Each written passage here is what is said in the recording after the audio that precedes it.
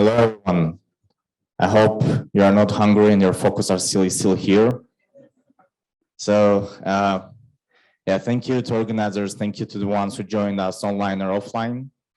My name is Areg Abramyan. I'm the founder of Zartnir, educational nonprofit organization that is creating interactive reading clubs across schools of Armenia and Artsakh since 2017.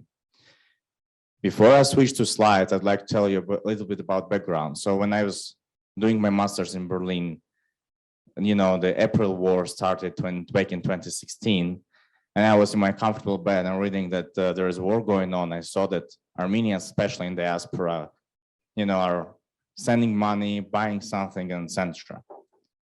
And I thought, well, if we combine our efforts during the war, first we cannot avoid the war, and then we cannot keep the status quo, and surely we cannot win.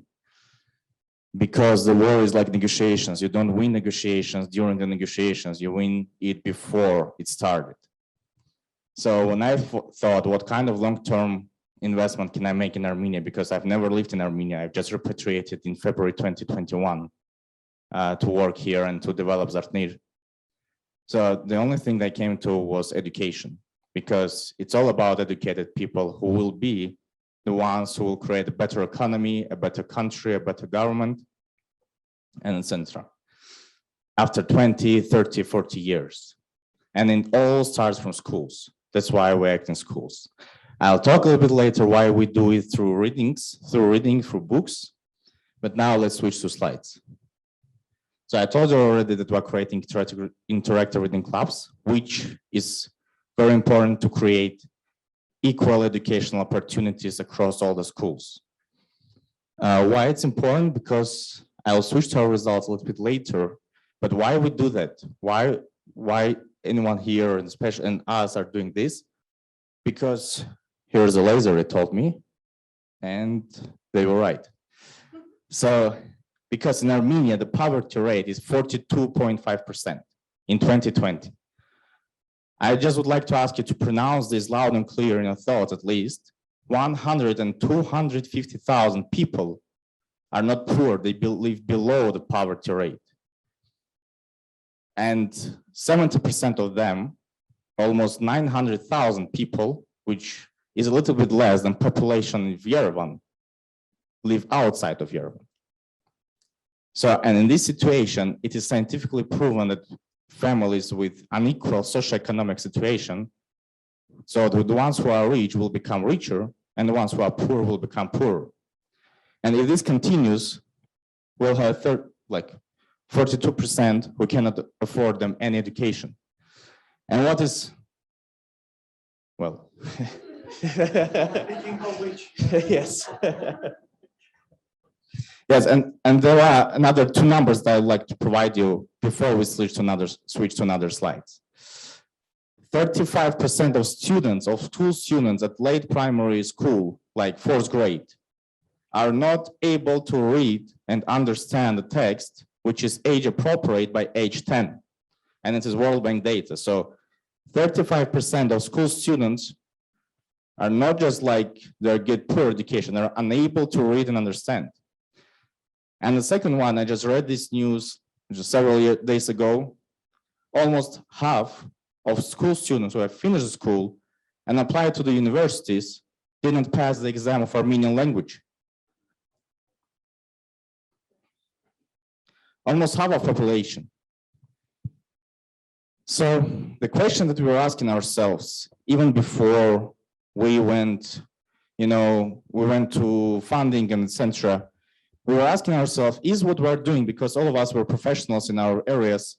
For example, I'm working in management and operations consulting. Ella Sahakian, who is my teammate, is working in school. She's a professional teacher. Ashkan is working as a teacher, etc. And we're asking ourselves, do these efforts that we make, please mute your phones. Thank you. So are these efforts that we make are productive? Do we need to invest this time into this particular way that we're doing?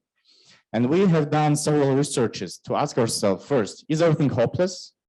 Well, it's not. Then this is a good part of this slide. And the second one is there is a good, affordable, and effective tool to decrease and to create equal educational opportunities, which our country needs. And it's books and reading by itself. So what we've done is not only our common sense. It's not because we love reading and we do it. We have done several, we've not done several scientific researches, but we've checked numerous scientific researches, which you can also check on our webpage, zartnir.am. There's a section why reading. So, and below there are a list of scientific research that we've checked. And this is maybe one of the most important slides, why we do this. In all the scientific papers that we've checked, there is 3 stages of influence of a book. So the first one, which is here, is when the kid is surrounded by books, like a sort of library at home.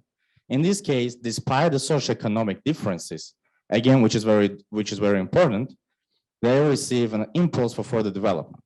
And by the way, for the stages 2 and 3, it also goes despite any economic, cultural, social differences, because we have almost half a population poor who cannot pass the Armenian language, and like 1 or 2% of very rich people. And they all need to access equally to the education if we want to have a successful country in the future. The second one, which is very important, reading. So when a school student starts to read, it starts to read and it has numerous increases of, for example, developments of academic score, emotional intelligence, like critical thinking, verbal and oral speaking. You know what's surprising is that I was in many schools of Armenia and in Artsakh as well. And what I saw, they just do not speak. Not because they're not able to pronounce the words, but because nobody asks their opinion. Well, when I say nobody, I mean the majority, right? But the third one, which is the most important thing, it's here, it's called reading literacy. It's the most important stage. When someone is not only reading a book, he is also reading with the joy and discussing it with others, sharing his opinions and listening to others. No, these are core skills in any adult, when you're adult. So, and this stage leads not only for a person's development, but to the educational system development of the whole country. And this is one of the main criteria that leads to the development of the country. And Zartnir is in all 3. So it's very important. Regarding to the results, we've seen here what academic papers are talking about. Regarding the results, oh no, not this way. Yes, this way. We've conducted numerous interviews with teachers and with students. We've done some polls, and we see that 83% of school students say that their academic score increased because of Zartnir. 70% or around 70% of teachers say that school students develop their basic skills like critical thinking, oral and written speaking. They just don't know what is essay. So, and what is very important, 97% of school students are absolutely happy, like 8 and above, of being in Zartnir. And that's very important because what we see in every Zartnir class is when we begin, like after several months, 20–30% more students come to us than ever before.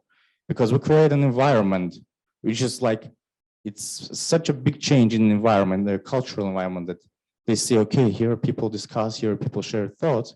Gosh, this is good. I just want to come here. And this is quantity, but some people also, and I also sometimes prefer quantity results as well. We have a story, it was, our first book, first school, first teacher, first class. And we had a book, Flowers for Algernon. So in this school, in this class, in Zartnir class as well, was a students who had difficulties of development. Maybe I don't pronounce it correctly, but I'm sure you understood what I mean. So the thing is that other students bullied her. And, the life is difficult when you get bullied in school. So, but in Flowers for Algernon, the book is about such a human. And when school students read this book and discussed it with a teacher after 1 month or 1.5 months is calling to me almost in tears, literally, and saying, hey, Areg, I've got some news. You cannot imagine that. I cannot imagine that. Your parents can't imagine that.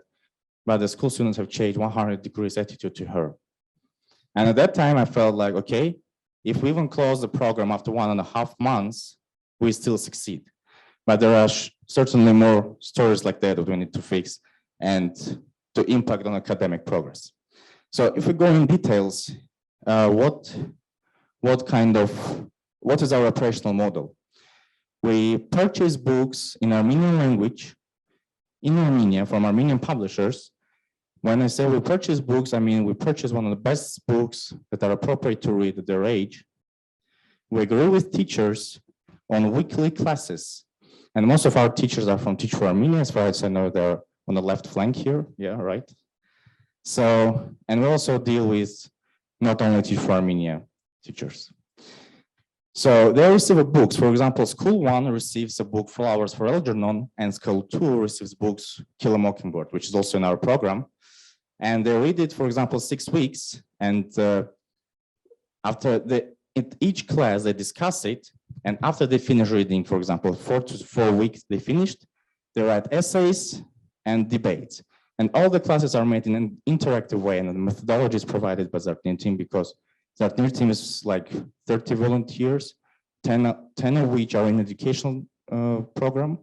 And we have teachers who are there, like maybe 70 or 80% of our educational stream consists of teachers, professional teachers who still work as teachers. And then books go from School 1.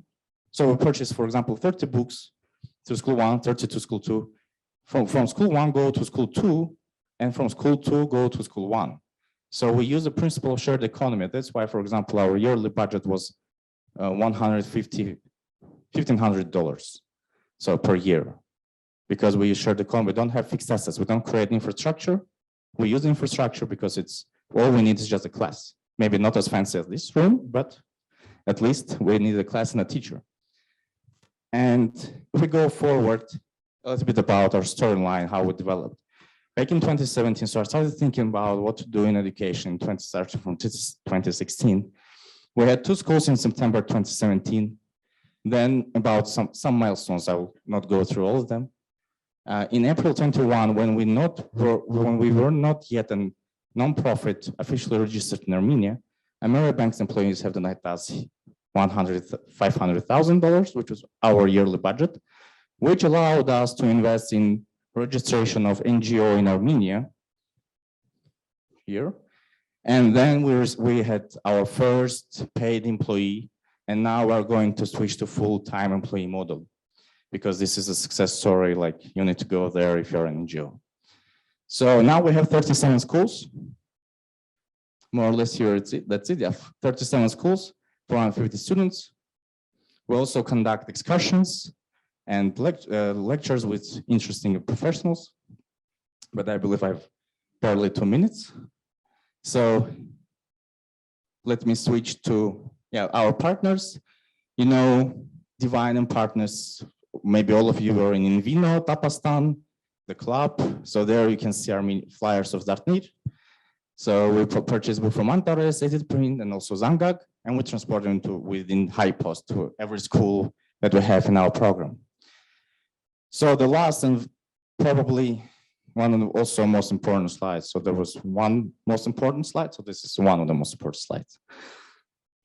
Well, we developed very fast. There was only me first 2 months. Then we had a team of volunteers who were like 7, and they were in Moscow. Then we have full-time, not full-time, but we have an employee in Armenia in February 2020 and January 2020. And then we've switched our whole team to Armenia. And now we're going to switch from volunteer team to professional team. And it's very important. But until we do that, we also need very high quality, dedicated volunteers. If you would like to participate as a volunteer in numerous streams, we have marketing, finance, legal, design, and central. Like, design has helped us to create this presentation. Methodologies, because we are going to create methodologies per each book, how to run classes, which questions to ask, and center. And by the way, why we're willing to switch from volunteer to professional team, because we want, for 2 reasons. First one is to increase in quantity, like of schools and school students. And the second one is to increase quality. And methodologies is all about it. So we want for each book to have a great methodologist who will say which questions to ask, which topics to cover in essays and debates, etc. And like, just a second, let's see where we can move these. Yeah, we can move this here. So the thing is that in December 2020, we had our IPO. I call it our IPO because we went to funding and it was a really great success. Even Shavar Shodajan from System of a Down has shared this information in his stories in Instagram. So the thing is that there is a web page, patreon.com Zartnir, where you can enroll for monthly subscriptions, monthly payments to the program starting from just $2. $2 is 1,000. It's not even a cup of espresso in most places which are located in the city center of Yerevan. So, and now there are 95 people who actively support us on $930. When we use a benchmark, it's like people pay for Netflix for $9. So it which provides lots of serious incentive, and it's a very big check. So what I would like to say in a finishing word is, sounds like I'm in front of a jury, but anyway, what I would like to say you in this last sentences is that we all need, like the numbers I provided you is a national disaster. Let's say it's very cloud and clear, it's a disaster. When half of people cannot pass the exam of Armenian, it's a disaster. This disaster is nationwide and we need to solve this nationwide. And I would like to ask you to vote by yourself to solve these issues. And you can vote by becoming a volunteer, by donating, because to switch from volunteer to professional team has its cost, but we will care about everything else. So, and this is very important. Here's a QR code. You can check our webpage. And we have also one slide. I will not talk about it, but it's here. So we cannot just talk and talk and talk. We need to act. This is a very tough thing. In 4 years, this is my first job that I switch. The only two things I do constantly is Zartnir every day, and I play football once a week. That's it. So we need to act. Thank you very much.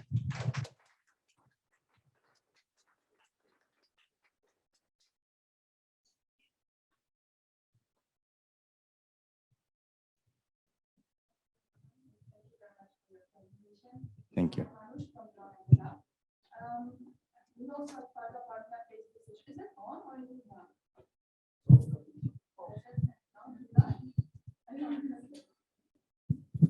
Yes? Oh, okay, great. So at Startup Armenia, we also face this kind of issue that children do not know how to read, even if they're like 5th grade or 6th grade. And this is very interesting to know the statistics about this issue. I was scrolling through your website and saw the books that you selected. I was wondering how you're selecting those books. And I also was interested to know, most of them were male authors and international authors.